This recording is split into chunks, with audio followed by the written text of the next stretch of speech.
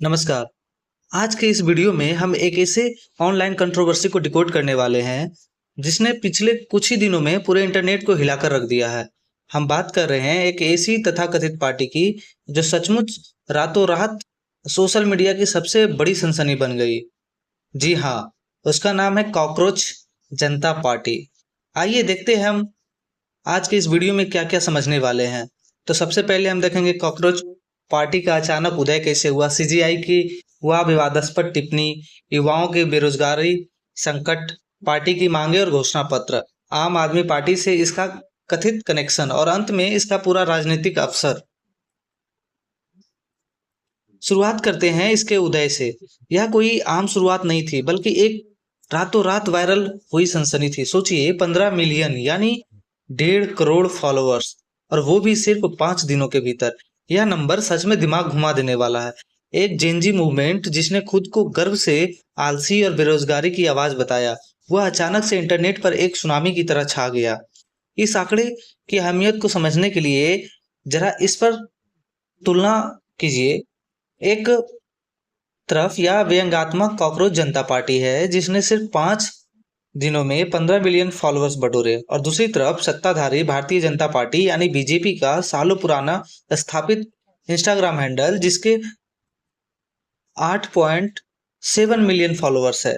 एक digital meme page का स्थापित राजनीतिक दलों को इतना जल्दी पीछे छोड़ देना डिजिटल प्रभुत्व का एक हैरान करने वाला उदाहरण है।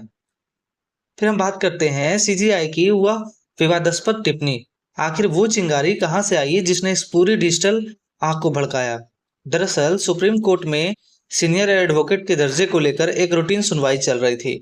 उसी दौरान भारत के मुख्य न्यायाधीश के हवाले से एक टिप्पणी मीडिया में आई कि कुछ बेरोजगार युवा कॉकरोच की तरह होते हैं जो सिस्टम पर हमला करते हैं।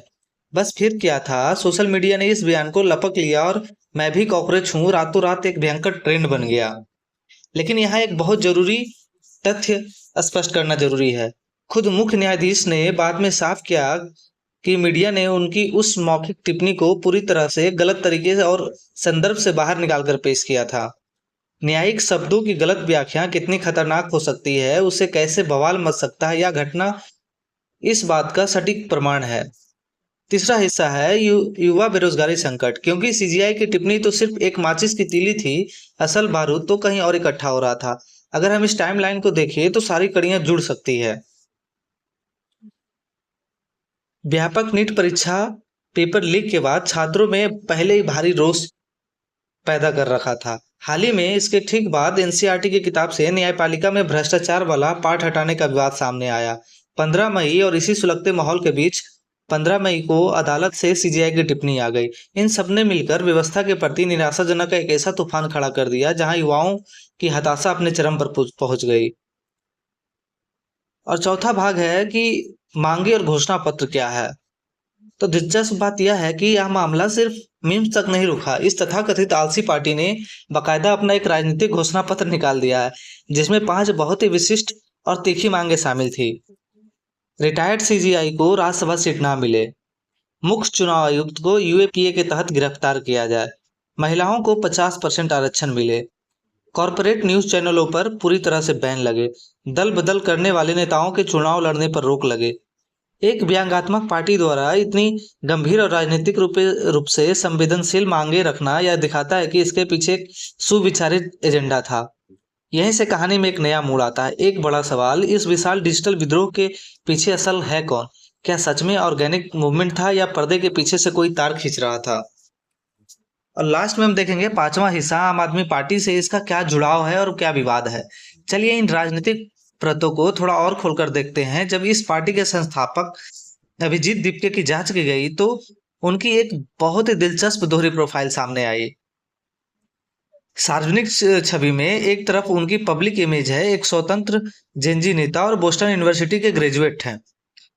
लेकिन उसकी राजनीतिक पृष्ठभूमि कुछ और ही कहानी कहती है। वह आम आदमी पार्टी के राष्ट्रीय सोशल मीडिया कोऑर्डिनेटर रह चुके हैं और 2019 से 2021 तक मुख्यमंत्री कार्यालय में कम्युनिकेशन एडवाइजर के रूप में काम कर चुके हैं। अब जरा इस घटनाक्रम की टाइमलाइन पर नजर डालिए। 13 मई आपके नेतृत्व में एक बयान में जेनजी से पड़ोसी देशों की तरह सत्ता के खिलाफ खड़े होने का आह्वान करता है। 15 मई सीजीआई की वो विवादित टिप्पणी शुक्रिया बनाती है। 16 मई ठीक अगले ही दिन कॉकरोच जनता पार्टी आधिकारिक रूप से रजिस्टर हो जाती है। यह पूरा सीक्वेंस सोचने पर मजबूर करता है कि क्या यह सब महज एक इत्तेफाक था या फिर पहले से लिखी गई कोई रणनीति थी।